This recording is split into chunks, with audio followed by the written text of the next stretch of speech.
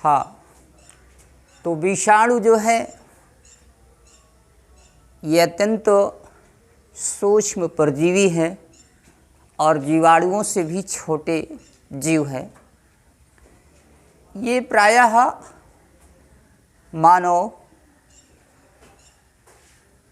पेड़ पौधे या अन्य प्रकार के जितने भी जीवधारी हैं सब में संक्रमण की स्थितियों को प्रदर्शित करते हैं। वायरस लैटिन भाषा का शब्द है जिसका अर्थ है विषैला पदार्थ। वायरस लैटिन भाषा का शब्द है जिसका अर्थ है विषैला पदार्थ, अर्थात इसकी जो प्रकृति है वो रोगोत्पादक है, विषैले किस्म का प्राणी है, अर्थात रोगजनक प्राणी है, रोगों को उत्पन्न करता है। इसकी खोज सर्वप्रथम 1892 ईस्वी में, यानी 1892 ईस्वी में किसकी खोज? विषाणुओं की खोज, यानी विषाणु की खोज 1892 ईस्वी में रूसी वैज्ञानिक इवानोवस्की, रूसी वैज्ञानिक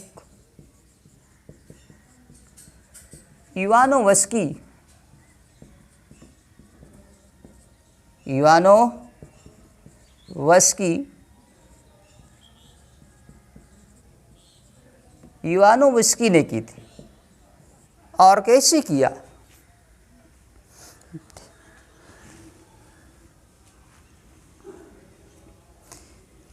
इन्होंने तंबाकू की पत्ती में विशेष प्रकार के चितेगी यानी चित्तीदार स्पॉट पॉइंट को देखा और इसके रसों को निचोड़ करके स्वस्थ पत्ती पर जब डाला तो देखा गया कि जो है स्वस्थ पत्ती भी जो है रोग से ग्रस्त हो जाती है। और इस पर प्रयास सर्वप्रथम रवों के रूप में जो था वो WM स्टैनले का था। WM स्टैनले ने ही जो है यानी इस रस के रवे को तैयार किया और इसे रखा। जब किसी स्वस्थ पत्ती पर इसका जो है प्रभाव डाला गया तो वो भी पत्ती क्या थी? रोगग्रस्त हो गई। इसके लिए इन्हें जो है नोबेल पुरस्कार से सम्मानित किया गया।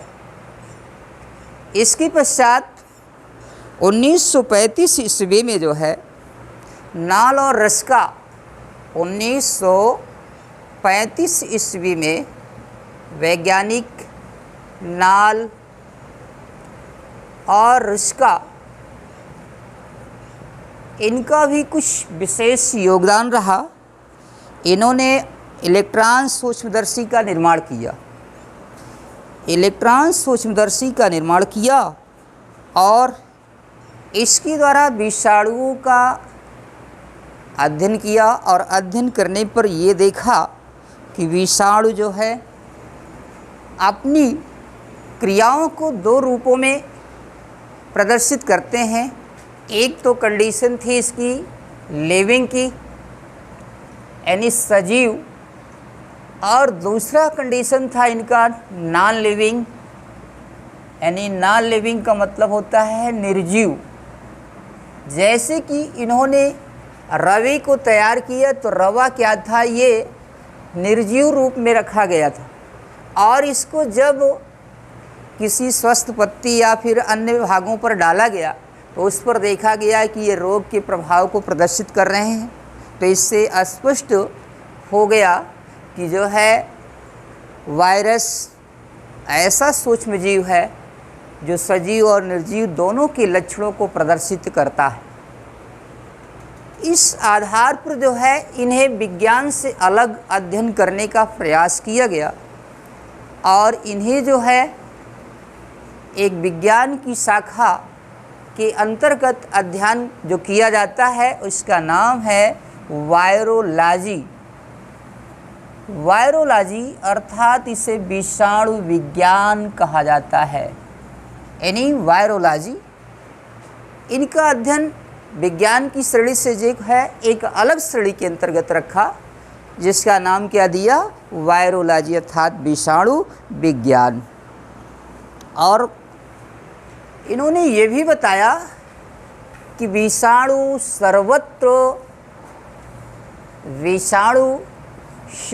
होते हैं, यानी सर्वत्र का मतलब ऑल ओवर प्रेजेंट होते हैं, यानी हर स्थानों पर ये पाए जाते हैं, चाहे जल हो या वायु हो या मृदा हो, यानी हर स्थानों पर विषाणु जो होते हैं उपस्थित होते हैं, यानी कि ये प्रत्येक स्थानों पर पाए जाते हैं। कारण क्या है, ये अपने लक्षण के आधार पर, जैसे सजीव और निर्जीव दो इनके प्रमुख लक्षण हैं, इस आधार पर किसी भी कंडीशन में, कहीं भी, किसी भी अवस्था में ये उपस्थित होते हैं। इसके बाद आता है कि विषाणुओं का संरचना क्या है। तो विषाणुओं की संरचना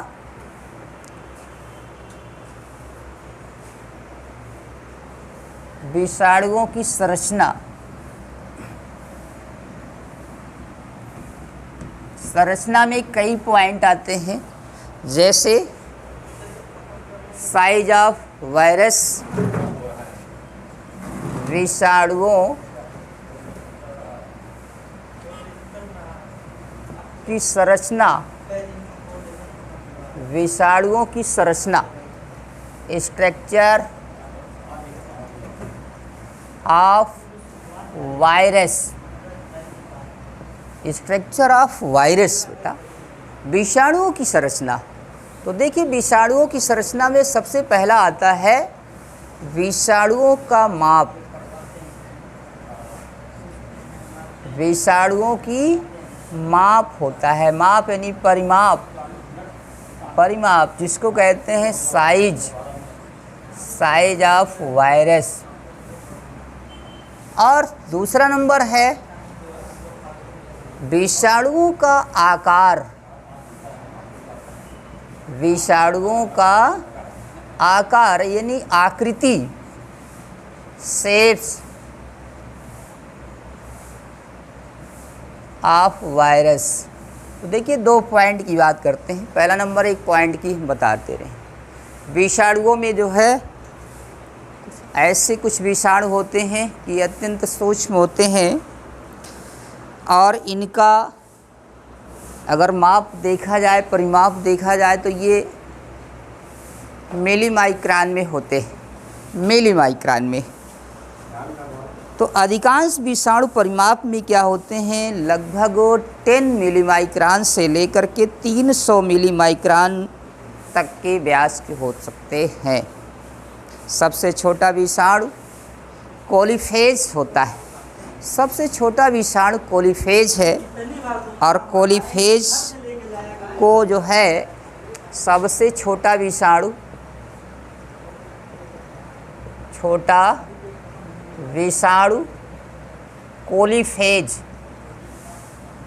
कोलीफेज होता है। इसको हम जो है F2 से दर्शाते हैं ये, हाँ, यानी इनका व्यास जो होता है परिमाप में ये 10 मिलीमाइक्रान से लेकर के जो है 300 मिलीमाइक्रान तक के होते हैं। ये विषाणुओं का परिमाप है, माप है।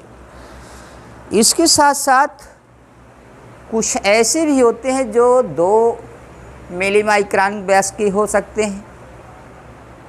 और सबसे छोटा जो पादप विषाणु होता है जिसे हम सैटेलाइट टोबैको नेक्रोसिस विषाणु कहते हैं। Satellite tobacco necrosis, satellite